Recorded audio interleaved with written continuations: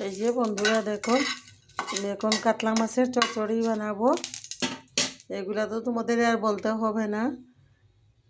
তেল দিয়েছি, এইগুলাতেই পাঁচফোড়ন অল্প সম্বাস দিয়েছি আর তেজপাতা দিয়েছি। এখন পেঁয়াজ, কাঁচা লঙ্কা, টমেটো, আদা এগুলা বেটে রেখেছি, এগুলা সম্বাসে দিব।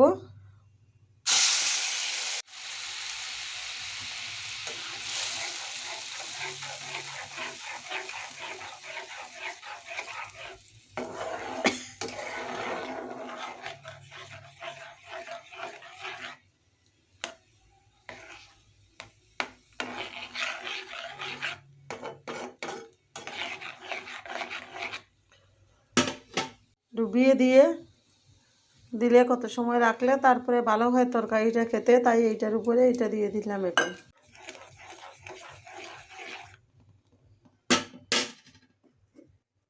যে তার উপরে অল্প নুন দিয়ে দিব।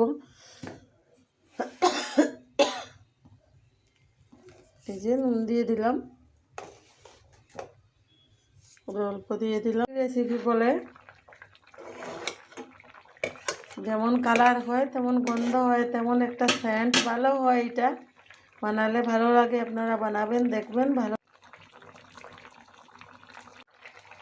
আপনারা ভিডিও দেখবেন, লাইক করবেন, শেয়ার করবেন, কমেন্ট করবেন, সবাইকে ছড়িয়ে দিবেন।